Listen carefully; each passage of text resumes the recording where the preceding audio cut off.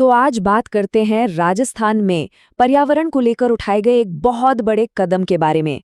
हाल ही में 44 नई आर्द्र भूमियों यानी वेटलैंड्स को संरक्षण देने की घोषणा हुई है।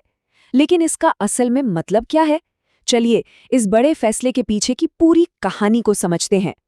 तो आगे हम क्या क्या देखने वाले हैं। सबसे पहले जानेंगे कि ये ऐतिहासिक कदम है क्या।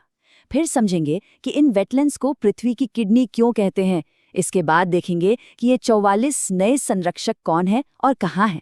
खास तौर पर 12 जिले पर एक नज़र डालेंगे और आखिर में बात करेंगे उन नए नियमों की जो इन्हें बचाएंगे। तो चलिए सबसे पहले बात करते हैं उस घोषणा की जिसने राजस्थान में पर्यावरण संरक्षण को एक नई दिशा दी है। 44, हाँ, यही वो नंबर है जो इस पूरी कहानी के केंद्र में है। राजस्थान में अब 44 नई आर्द्र भूमियों को कानूनी तौर पर संरक्षण मिल गया है और यकीन मानिए ये एक बहुत बहुत बड़ा कदम है। तो हुआ ये कि 19 जुलाई 2023 को वन, पर्यावरण और जलवायु परिवर्तन विभाग ने ये बड़ा फैसला लिया। Additional chief secretary Shikhar Agarwal ने इसे इंटीग्रेटेड वेटलैंड मैनेजमेंट की दिशा में एक अहम कदम बताया। आसान भाषा में कहें तो अब इन सभी वेटलैंड्स का रखरखाव और सुरक्षा एक साथ बेहतर तरीके से की जाएगी। लेकिन यहाँ एक बड़ा सवाल उठता है, आखिर इन 44 वेटलैंड्स को बचाने की इतनी जरूरत क्यों पड़ गई? ये हमारे पर्यावरण के लिए इतने जरूरी क्यों हैं? देखिए, आर्द्र भूमियों को पृथ्वी की किडनी भी कहा जाता है और ये नाम एकदम परफेक्ट है। जैसे हमारे शरीर में किडनी खून साफ करती है, ठीक वैसे ही वेटलैंड्स हमारे पानी को साफ करते हैं।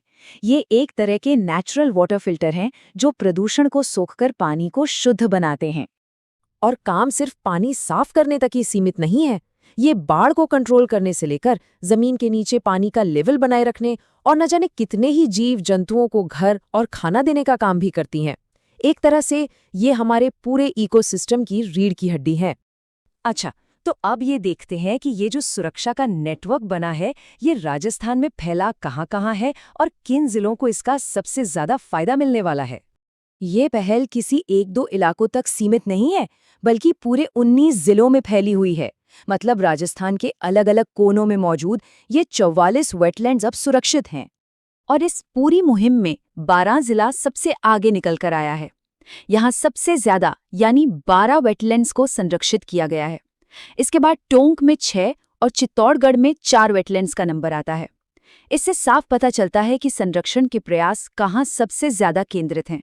तो चलिए जरा 12 जिले पर और करीब से नजर डालते हैं और देखते हैं कि वहाँ किन खास जगहों को ये सुरक्षा कवच मिला है। 12 की 12 संरक्षित जगहों में से कुछ नाम हैं: एकलेरा सागर, कोटरापार तालाब और नाहरगढ़। अब ये सिर्फ तालाब या डैम नहीं रह गए हैं, बल्कि ऑफिशियल तौर पर स्थानीय इकोसिस्टम के रक्षक बन गए हैं।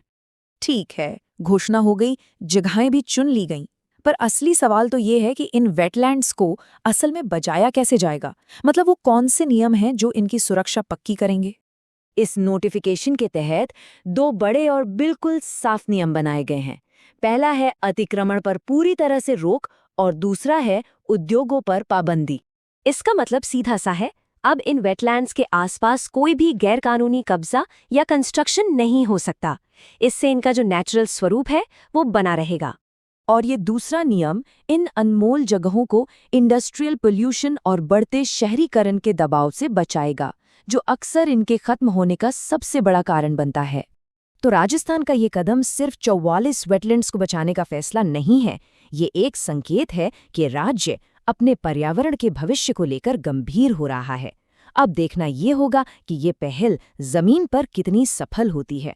और सबसे बड़ा सवाल ये है कि क्या ये कदम वाकई राजस्थान के लिए एक हरे भरे भविष्य की नींव रख पाएगा।